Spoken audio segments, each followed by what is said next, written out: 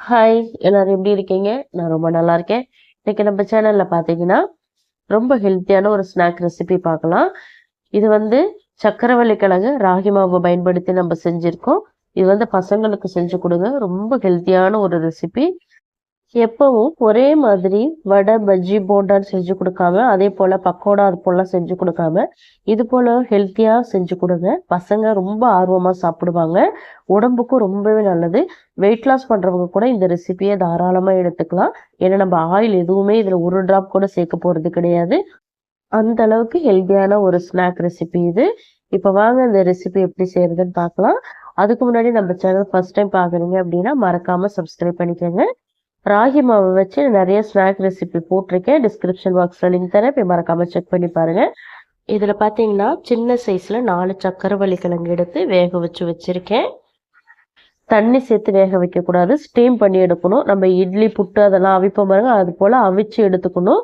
அதை தோலெல்லாம் உரிச்சிட்டு நல்லா மசிச்சு விட்டுக்கோங்க. சின்ன சின்ன கட்டி இருந்தா பிரச்சனை இல்லை, ஓரளவுக்கு நல்லா மசிச்சுக்கிட்டா போதும். இப்போ நல்லா மசிச்சாச்சு. மிக்சிலலாம் போட்டு அரைக்காதீங்க, முடிஞ்ச அளவுக்கு கையிலே மசிச்சு விடுங்க.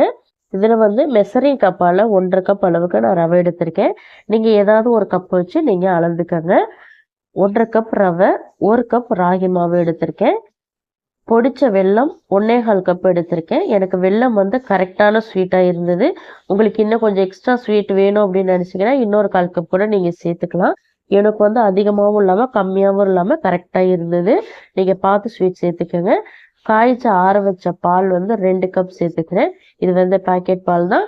அதே போல நல்லா திக்கான பாலை எடுத்துக்கோங்க. பால் நல்லா கம்ப்ளீட்டா ஆறின பிறகுதான் நீங்க சேர்த்துக்கணும். இப்ப இதை கட்டி இல்லாம நல்லா கலந்து விட்டுக்கோங்க. நீங்க கலந்து விடும் போதே வெல்லம் சின்ன சின்ன கட்டியா இருந்தா அது நல்லா கரைஞ்சு வந்துடும். இப்ப நல்லா மிக்ஸ் பண்ணியாச்சு. இதை ஒரு 20 நிமிஷத்துக்கு ஊற வச்சீங்க அப்படின்னா ரவையும் நல்லா ஊறி வந்துடும். சின்ன சின்ன கட்டியா இருக்கிற வெல்லமும் நல்லா கரைஞ்சு வந்துடும். இது 20 நிமிஷத்துக்கு நல்லா ஊறட்டும். நீங்க வெல்லத்துக்கு பதிலாக சுகர் கூட எடுத்துக்கலாம்.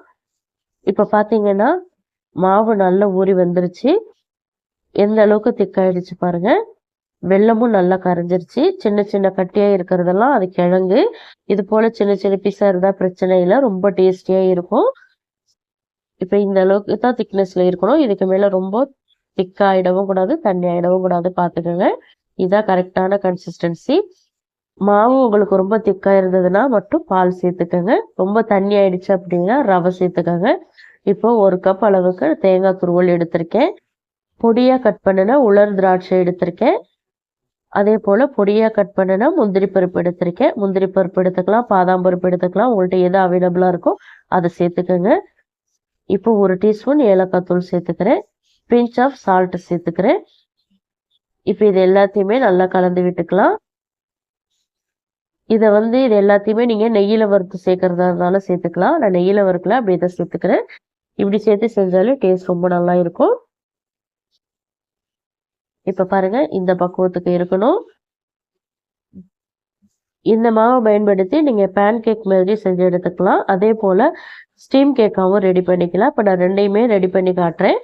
ஒரு பவுல் எடுத்துக்கிறேன். அதுல இதுல இருக்கிற பாதி மாவை இந்த பவுலுக்கு நான் மாத்திக்கிறேன். நம்ம ஸ்டீம் கேக் செய்ய போறோம். அதுக்காக நான் கொஞ்சமா மாவு சேர்த்துக்கிறேன். இப்ப பாருங்க, நான் இந்த அளவுக்கு மாவு எடுத்துக்கிட்டேன். இதுல இப்போ ஒரு 1/2 டீஸ்பூன் அளவுக்கு பேக்கிங் சோடா சேர்த்துக்கிறேன். இதை இப்போ ஒரு தடவை நல்லா கலந்து விட்டுக்கலாம். ஏன்னா நம்ம கேக் செய்யறதுனால கொஞ்சமா பேக்கிங் சோடா போட்டாதான் நமக்கு சாஃப்டா நல்லா கொஞ்சம் உப்பி வரும். அதனாலதான் சேர்க்கிறேன். உங்களுக்கு விருப்பம் இல்லைன்னா நீங்க தாராளமா ஸ்கிப் பண்ணிடலாம். இதுல நீங்க வாழைப்பழம் இருந்தாலும் கட் பண்ணி சேர்த்துக்கலாம், ரொம்ப நல்லா இருக்கும். இப்போ நல்லா மிக்ஸ் பண்ணியாச்சு. நான் 2 பவுல்ல நெய் தடவி எடுத்திருக்கேன். நெய்க்கு பதிலாக நீங்க எண்ணெய் கூட தடவிக்கலாம். நல்லா ஃபுல்லா அப்ளை பண்ணிக்கோங்க. அப்ளை பண்ணிட்டு மாவை சேர்த்துக்கோங்க. மாவு பாதி பவுல் அளவுக்கு மட்டும் சேர்த்துக்கோங்க. ஏன்னா நமக்கு வெந்து வரும்போது அது லைட்டா மேல பொங்கி வரும். அதனால நீங்க பாதி அளவுக்கு ஊத்துனீங்க அப்படின்னா கரெக்டா இருக்கும். மேல கொஞ்சமா நான் முந்திரி பருப்பு தூவிக்கிறேன். இப்ப இது ரெண்டையும் எடுத்து ஸ்டீமர்ல வச்சு நான் 15 நிமிஷத்துக்கு ஸ்டீம் பண்ணிக்க போறேன். ஸ்டீமர் இல்லை அப்படின்னா இட்லி பாத்திரத்தை வச்சு 15 நிமிஷத்துக்கு வேக வச்சு எடுத்துக்கோங்க. அது வேகட்டும்.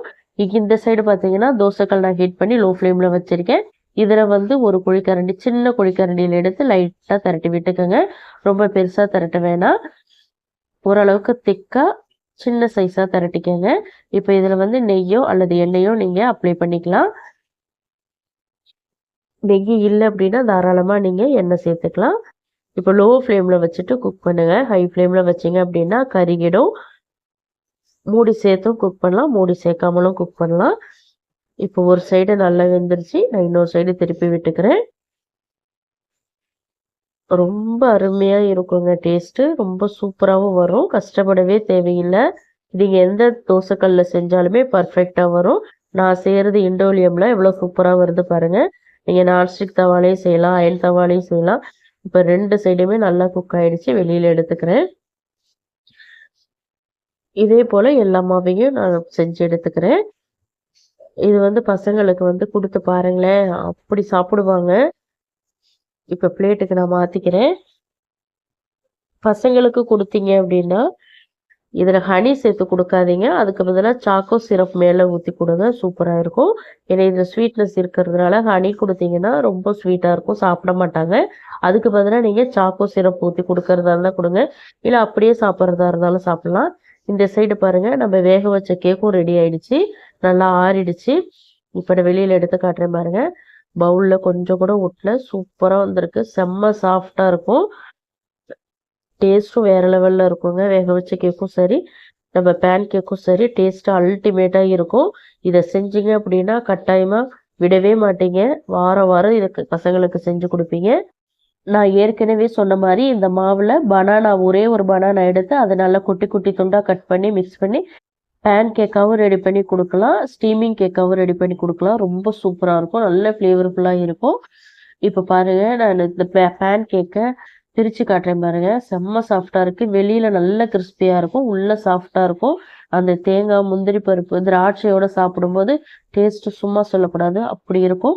கண்டிப்பாக இந்த ரெசிபியை ட்ரை பண்ணி பாருங்கள். ட்ரை பண்ணி பார்த்துட்டு உங்கள் ஃபீட்பேக் எனக்கு மறக்காமல் கமெண்ட்டில் சொல்லுங்கள். இந்த ரெசிபி கட்டாயமாக உங்களுக்கு பிடிச்சிருக்கும் நம்புகிறேன். பிடிச்சிருந்தா லைக் பண்ணுங்கள். உங்கள் ஃப்ரெண்ட்ஸ் அண்ட் ஃபேமிலி மெம்பர்ஸ் எல்லாருக்குமே நிறைய ஷேர் பண்ணி விடுங்க. இது போல இன்ட்ரெஸ்டிங்கான ரெசிபிஸ் தெரிஞ்சுக்காண்டிக்கா டேஸ்ட்டுக்கார தமிழ் சேனலை சப்ஸ்கிரைப் பண்ண மறக்காதீங்க. தேங்க்ஸ் ஃபார் வாட்சிங் ஃப்ரெண்ட்ஸ். நாளைக்கு இன்னொரு இன்ட்ரெஸ்டிங்கான ரெசிபிஸோடு சந்திக்கிறேன். பாய்.